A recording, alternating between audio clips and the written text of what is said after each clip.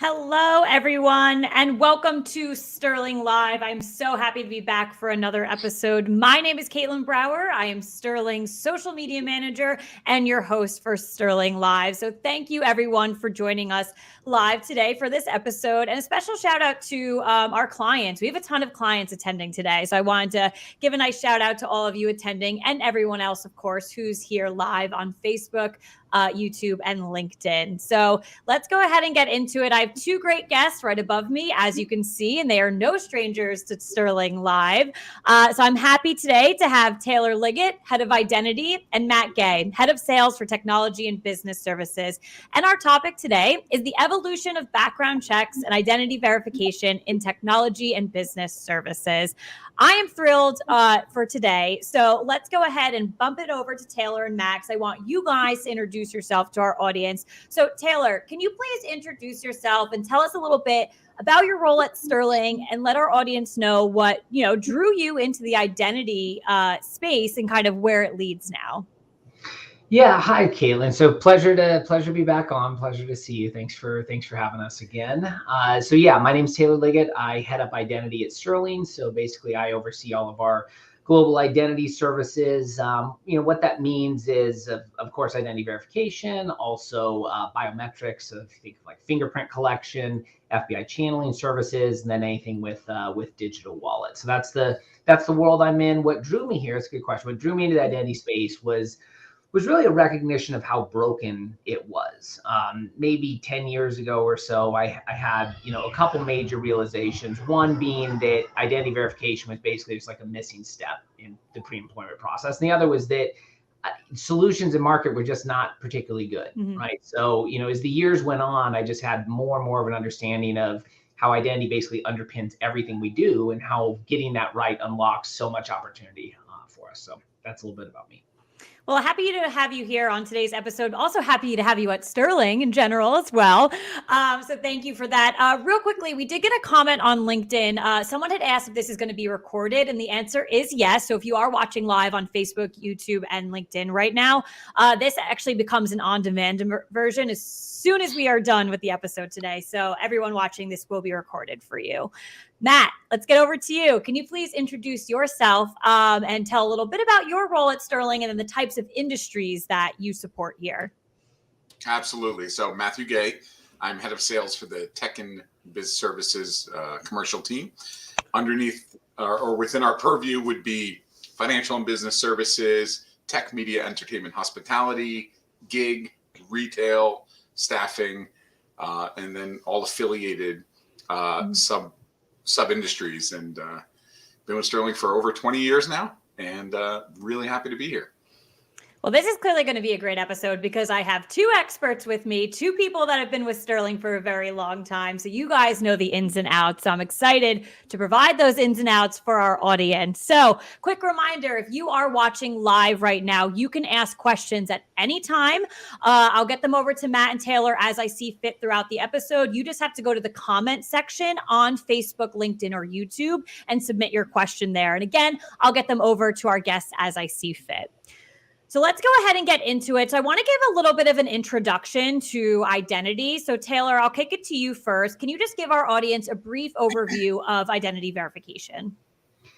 Yeah, so identity verification, just like it sounds, basically what we're doing is when you have this in place, you're wanting to make sure that you're verifying the identity of the candidate. So in our use case, at least, as we're speaking, we're verifying the identity of the candidate. And then we're also verifying the information that candidate provides, right? So is the person who they are claiming to be, and is the information that they are entering or providing, is that accurate? So if you think about like name, date of birth, social security number, address, right? Like these are critical, certainly for the background check. That's what powers and runs the background check, but also just all the myriad downstream processes that employers run. So when we talk about putting identity verification in place, it's really through that lens. Is the person who they say they are, and is all that information that they are providing, has that been verified, and is that accurate? So with that kind of brief overview, how does having identity verification at the start of a background check affect the hiring process? And then to follow up with that first question I have, what is the overall impact, and what does that mean for, the I-9 process as well? Yeah, that's a good way to start talking about this. So a couple things in terms of what it means for the hiring process. So the first is kind of the obvious in terms of stopping fraud. And this is one that has been an interesting journey for us because I think there were a lot of questions about how much fraud we'd actually see within the employment process. And frankly, it's been more than I think any of us expect. I think there was a big shift post COVID with investment within sort of identity fraud and just proliferation of it in all aspects of society, employment certainly being one. And so that's the first piece, just making sure that you're stopping any type of fraud that occurs. And then, the second piece, and certainly where we are arguably focused more, and where I think the value to employers has shined through a little more noticeably, is making sure that the information is accurate about candidates and then what that means downstream. So if we talk about the background check, a background check is only as good essentially as the data that's provided, right? So if we have Matt Gay come in as a candidate and he provides his full name, date of birth, SN, and address, but that information is inaccurate, we're going to then use inaccurate information to go conduct the background check. And this can happen in a number of different ways, right? So there's a lot of confusion about what certain products do, but if we take, for example, like SSN Trace, this gets mixed up a lot. We would take the social Matt provides us, and then we'd go run that against various sources. We try and find where Matt had lived, other names, etc. Well, if that social is wrong, guess what? Everything else is going to be incorrect that comes back with it. Let's say, Matt provides an incorrect middle name, whether by accident or by purpose. And then that's going to represent issues. Maybe we then can't find the actual criminal records we're looking for. Maybe we do, but we're not going to actually report them because now we have a discrepancy in the information that's provided, right? So that's been really the main thing we've been focused on, is that when you have good data coming in, you have good data coming out. Yeah.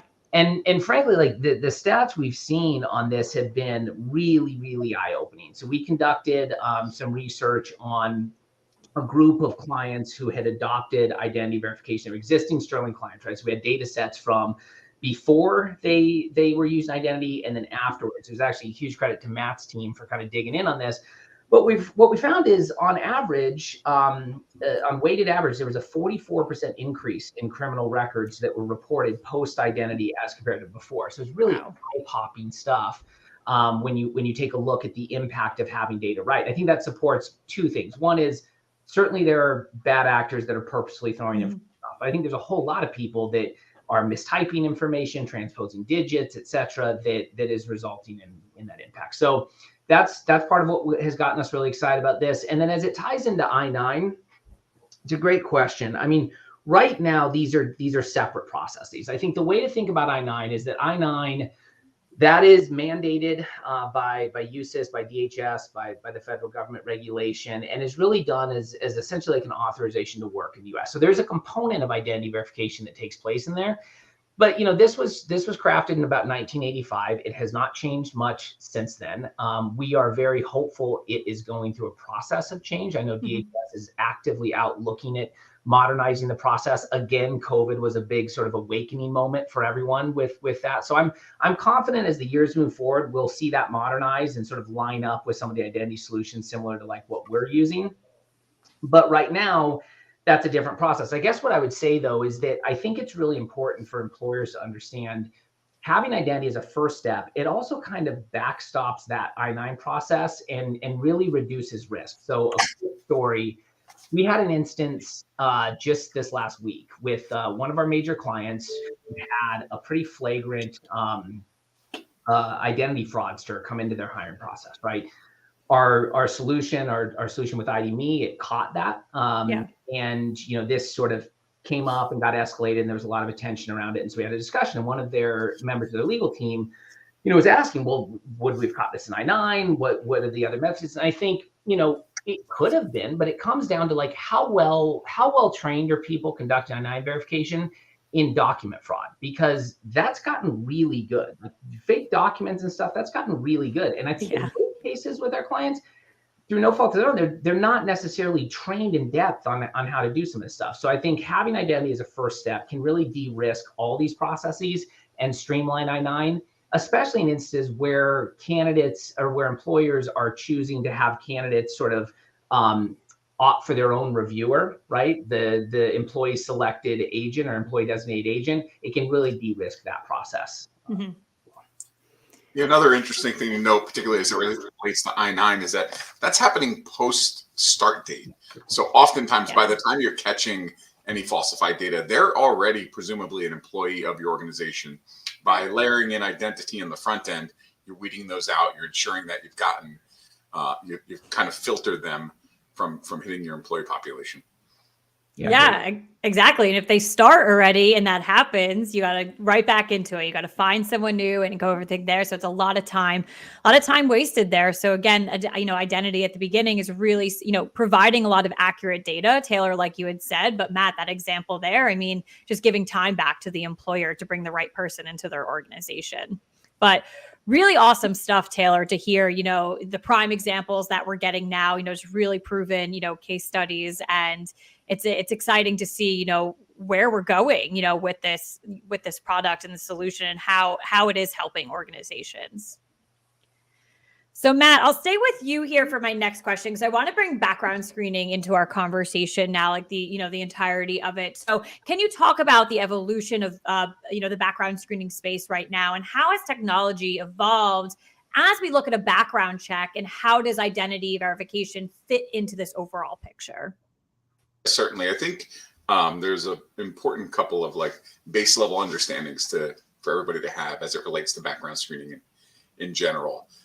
Taylor touched on it for a moment, but everything is very much driven by proper information, having a correct DOB, having a correct name. These are the data elements that are used when searching for criminal records or associated records at the courthouses. If I were to pop into, Bergen County's courthouse, I'm searching for Matthew Gay, and it's only giving me PII that's accessible, and that is only name and date of birth. If you start with bad data, and again, Taylor touched on this point, and I really want to reinforce it, if we're not searching the right data to begin with, everything that falls thereafter is now suspect. Oftentimes what we're finding is that even a deviation from a year or a month will, as we identify records, preclude us from reporting something, because, I don't know, if you just go check LinkedIn, there's something like 20 pages of Matt Gaze on LinkedIn. And, it's a popular name. Yeah. And I'm sure there's a fair number who share my month of birth, who might even share my year of birth. So getting really accurate data, inclusive of middle initial, is helpful in not only identifying the records, but making sure they're the right person. Now, again, I'm going to belabor the point. What we've seen with technology is that in lieu of having someone in years past physically go in, we find ourselves more deeply integrated with those courthouses. So everything is just so critical. And not that validating their identity is not important. Taylor highlighted a very relevant use case. But for me, the thing that we really ground on is making sure that we have those data elements correct, because that is the foundation of an accurate background screening program. And if we want to talk anecdotally, we've seen on more than a few instances juniors and seniors information being used for social security numbers. And what that's doing is that's populating perhaps less jurisdictions that we're searching. Maybe that's furnishing to us less alias names to search. So, I love Taylor's term underpinning, but underpinning the entire background check on that really accurate data point is critical to the success of the program. Definitely. And you're right too. I like the example of just thinking of LinkedIn and how many different, Matt Gays can pop up. I do want to reassure you that I did tag the right one for this episode, so don't worry there. But it's true. I mean, it's even I don't have a common name at all, but I actually, if you Google Caitlin Brower, a ton come up, and I didn't think my name was common. But it's crucial, again, to have that right and accurate data up front, of course, for everything we're doing from, a candidate perspective and looking and screening these individuals. One of the stories, Caitlin, that you guys may have heard me share before, but that I like to share just to people kind of newly thinking about this is, if you think about what happens if a police officer pulls you over, and they pull over folks on the side of the road, the first thing they're doing is they're looking at the ID, they're going back to their car, and they're essentially doing a quick NCIC background check to like, who am I dealing with, any issues, whatever. Like if you imagine that instead of that, the police officer walks to the car and hands you a piece of paper and says, hey, write down your name and date of birth and address, and I'm going to go run a background check on you. I mean, that would be nuts. No one would ever do that, right? And so it's similarly kind of crazy that we've structured this entire kind of pre-employment and screening process and had it predicated on just the hope that candidates are providing the right information. Mm-hmm. It's a really good example. And again, I think it's so interesting to think that you just said, like, we're hoping that someone provided the right information, not knowing right away, which is definitely important. So a lot of trends that we're seeing, not only with hiring, but industries truly shape, what Sterling does as an organization, what other organizations are doing with their technologies and how they're helping clients. So I want to dive into some trends that we're seeing, with technology and business services and how that ties directly into identity. So Matt, Taylor brought up earlier, a big thanks to your team with a lot of the use cases and the scenarios that, we're hearing with current clients. But how is the tech and business services team viewing identity? And then is there a specific industry that you find, uses or is interested in identity more than another one? I would say there were certainly early adopter verticals, particularly in the financial and business services, area. And I think knowing that they were investing in this background check and for, quite frankly, a nominal price increase, significantly improving the accuracy of the background check. They were the first early adopters. We were really fortuitous in that we had a number of existing clients take this program on and kind of implement it into their background screening program. So it allowed us to do some analytics and validate some of our hypotheses, right? So coming in, we're like, listen, we know if we got the right information, we're going to find more records, right? That's our hypothesis. After a quick 6 months, in bright red lights, it's being shouted out like, yes, this is 100% factual. In fact, we've got a client, one of our large clients, processing thousands upon thousands of applicants, found over 20% more criminal records for their subset of employees. And that's, pre-deployment of this identity solution and post. So that's a material lift in the amount of records we're finding. Now, if I speak about some of the other categories that fall under our purview, you look at retail, you look at staffing, there's always been this preconception that, they're so cost conscious. But at the end of the day, the intent behind the background check is the same. They want to make sure that the people they're bringing on are going to allow them to safely on board and, help convey trust to the rest of their population that, the person they're working next to has been properly vetted. And quite candidly, the uptick there has now just been, steadily creeping. And I think if we look at the technology space, with a very recent survey, I think over 60% of our survey respondents had indicated that they anticipate adding the identity solution or validation of identity into their hiring process. So maybe it took a little bit, and I say a little bit, like in the grand scheme of things, it seems to be pretty quick uptick on like less than a year of having such high adoption, but certainly driven and then validated with hard factual data. And I'd be remiss if I didn't mention, like, lastly, one of the most exciting verticals that we deal with today would be the gig space, right? This is where you truly see the identity fraud being endemically problematic, because you never meet your employee. They're signing up via an app, making sure that, the Mac Gay you think you're hiring is the Mac Gay that's going out delivering or picking up or doing any host of services that are facilitated through these gig organizations. It's pretty important. Yeah, and actually just a quick point on the gig piece, because I think that's Gig was certainly one of the pioneers within the type of identity verification, that we're talking about, digital identity verification. But what still is happening broadly within that space is there's a disconnect between identity verification and the background check. In other words, those things are not, they're being done on separate tracks in many instances. So that's one of the things I'm excited to work with Matt and team and our gig customers and prospects to sort of help them join that up to further protect their businesses and make sure that the integrity of the background check is sort of held up in the same way with identity verification.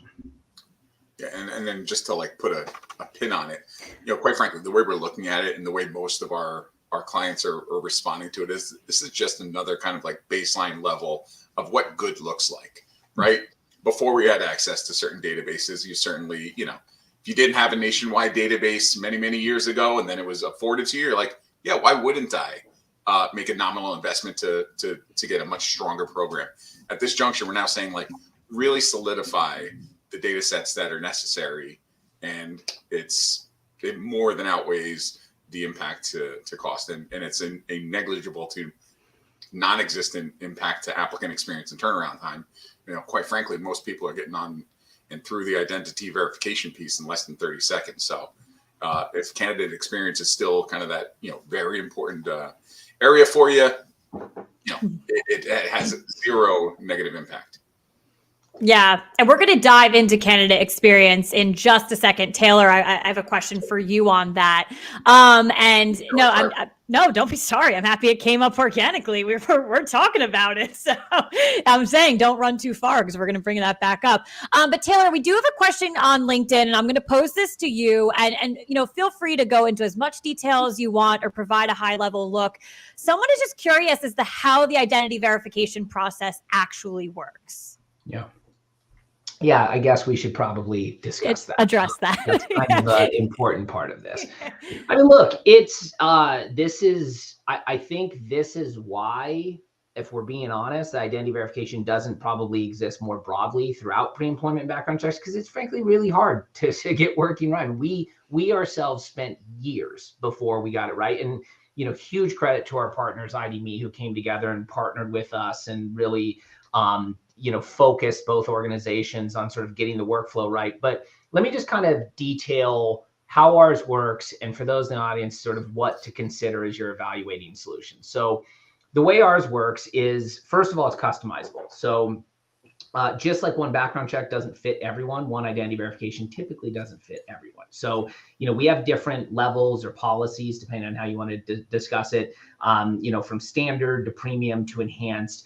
And basically what that's looking at is, how many points of identity verification do you want to have in place? How many strong pieces of evidence do you want to stack on, right? So most of our clients, they're cool with kind of a standard level where we're verifying one strong piece of evidence at least. We're taking the SSN number, we're doing biographic data verification, we're locking all of that down. Some of our clients, though, are going to want more than that. Maybe they have more instances of fraud, or perhaps they're working to meet a government standard or enhanced, complies with the NIST IL2, AL2 verification level. So sort of step one is you pick the product that you would like in line with your risk level and sort of what you're looking to accomplish. How that then practically works is when candidates come into the experience, the first step is typically they engage with our background check platform named Candidate Hub, where they enter all their information in, and that's then used to kick off the background check. What we do in this case is we put ID.me right in front of that. And so one of two things happens. So there's sort of a split here where, one of the really unique things about ID.me and about Sterling's vision in general is that we don't just believe in identity verification, we believe in reusable identity, trusted identity, right? In other words, someone going through identity verification one time, having that live with the individual, controlled by the individual, and move with them. So in our case, there's 100 million plus people that have gone through the ID.me process. And we're seeing on average 35% plus of all candidates across all Sterling clients using this come in with ID.me already accessible. So that means they come in, they log in with their ID.me account, they consent to release the information needed to Sterling, right? So name, date of birth, SSN, et cetera. They pass that over, that imports into our system, they're off to the races. Very easy. So that's sort of one path for folks. And to Matt's point, that takes about 30 seconds to do. The other path is they come in, they create an account, and they're told, hey, you got to go through identity verification. You just have to do this one time. And it sort of gives them the options of what they go through. So there's a couple options. They can use a phone for telecom and device-based verification. They can use a government-issued ID. They can, depending on the process, there may be a selfie that's involved. They all are going to need to enter their SSN as part of the process. But basically, there's just a couple steps that they're going to go through. Typically, the process for new folks takes about 90 seconds, just to give an idea. And then critically, there's a lot of off ramps that we have. So let's say someone comes in, they choose, I'm going to verify via my phone. And then, oh, I have a prepaid phone, I can't do that. Cool. Upload a government issued ID. I'm going to upload a government issued ID. Oh, the dog took a bite of it. That's not going to work. Okay, well, we're going to move you off to video chat to a trusted referee that can now guide you through this process. So we basically have configured a workflow where 100% of legitimate candidates are able to get through. We basically have a path, no matter sort of what happens, that they're able to get through, because of course we don't want to block anyone from employment, and we want to make sure every candidate's able to get through. So, high level, that is how the identity verification process is structured, and it's also put very purposely right before the background check. So this isn't something that's sort of covered within FCRA where there needs to be adverse action. So we basically just have a bouncer at the door that makes sure the right people get through, they get through with the right information, and then the background check kicks off from there. All right. Well, thank you for that. And I'm sure our audience is very thankful for that explanation as well. Do again, love that, comparison at the end with the bouncer at the door. We're just checking to see if you can get in, and some people are getting through to the next step. So Taylor, just again, as a follow-up question, Matt, I'm so happy you brought up the candidate experience and how there is no, major impacts there. Because I think people, hear, Taylor, what you just mentioned, there's another step involved, and we're going to put it at the beginning. Okay. So it's going to take much longer. This process is already taking long. You're making me do something else. So let's look into that candidate experience. So Taylor, can you talk a little bit more about what it looks like? And, is it really impacting time to hire? Yeah, this is a really, really important point, because I think that, to Matt's point, like, cost is very nominal to this, but I think many employers, rightfully so, have concerns about, like, am I adding another step? Is this going to result in candidate fallout, et cetera? We've really not seen that. I mean, yes, it's adding another step, but the way that we have done this is, so first of all, from an account creation perspective, you're not doing anything new. We've just replaced the Sterling account creation with an ID.me account creation. So it's still one step, just serves both purposes. And then, the identity verification process is going to take, on average, 30 to 90 seconds. Very quick. Of course, there's outliers. It may take a couple minutes if you got to do a video chat call. We see that about 2% of the time, just for perspective. But the candidate experience, the feedback we've gotten is it's great. I mean, first of all, you have at least a third of all candidates coming in that don't have to do anything, that actually save time, right? They're logging in, they're consenting to share their info, all their information is automatically importing, so it avoids any of the data entry stuff. They're not having to type in all of that. So that's fantastic. That's a percentage of people that you're improving the candidate experience on. And the remaining folks, yes, they're going through identity verification. Yes, that's going to take 30 seconds to a minute and a half. But then they're saving all the data entry, because now it's just this information has been verified. It's automatically importing. So you're saving time there. So in many cases, you might just get a net, benefit, or it might just equal out. And then also those folks have a tangible benefit, right? So ID.me is accepted in many places beyond Sterling. So a couple examples, if you go to the IRS, Social Security Administration, Veterans Administration, 30 plus states in the US use ID.me. Even on the commercial side, if you check in, for example, at MGM in Las Vegas and want to avoid standing in the line, you can just use ID.me and sort of go up to your room. So folks have an actual benefit that they come out of this with. That's another great sort of plus to the overall candidate experience. All right, so let's look to the future here. I usually end my episodes, I feel like, with a little bit of, let's look over to the future, because, so much has happened. Taylor, I've had you on Sterling Live a bunch of times talking about identity specifically. I think back to our first episode together and where we are today, and just so much has happened, and it's truly outstanding to see. So I have a question for you, and Matt, obviously, please chime in as well. So can you tell us just, about the evolution of identity verification? How has it evolved over time, and what are we looking for in the future? Like, what types of other innovations are coming our way? Yeah, so I love this question. Obviously, it's a lot of what I'm focused on. I think the first part is that I'm incredibly proud that this went from idea, we can do this should be the case, to now we have it in place. Matt and team and our clients have adopted this. It's working well. The proof points are there. So as I see it, I think the first thing that's important and that grounds us is that I have zero question that at some point, this will just become standard within all pre-employment and background check processes. It's just, it's a no-brainer to get there. I don't know if that's next year, 2 years from now. I'm not sure what it will take, but we're quickly heading down that path. One of the things we're working on, in addition to just the technology and product offering, is education. Like, I'm appreciative, and why I like doing stuff like this. We still find a majority of HR professionals are often confused about what is and isn't happening during the screening process. So I think step one is just getting this underpinned in everything that happens with pre-employment and background checks. And I think we're well on the way there. Where this goes from there, I think is particularly exciting, because we talk about digital wallet sometimes, or certainly I do, but what that really means is, if you think about, your real wallet and what you have in there, your ID card's like the first thing. If you don't have your ID card, it's, hard to make the rest of the credit cards and stuff work, right? So we've designed this in a similar way, where the first step in this journey is verified identity that is not just verified, but lives with the candidate, lives with the individual, moves with the individual.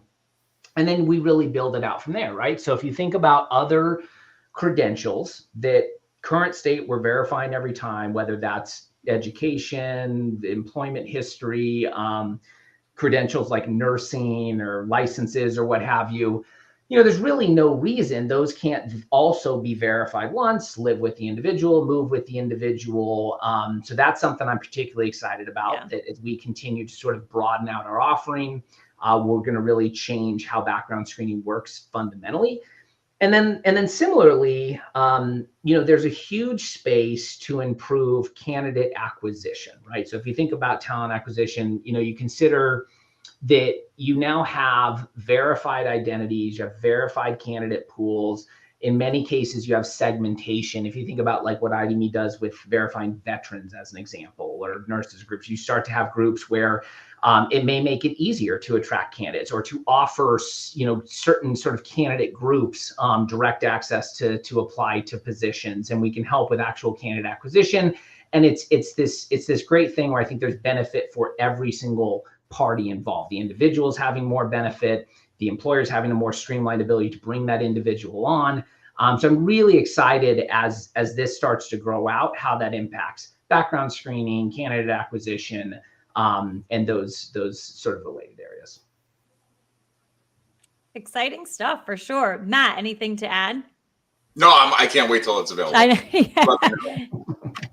So that question, how does it actually work? You know what? Yeah. The call, we'll walk you through it. Yeah. We'll give you a very quick demonstration. You will walk away delighted with how wonderful the experience is.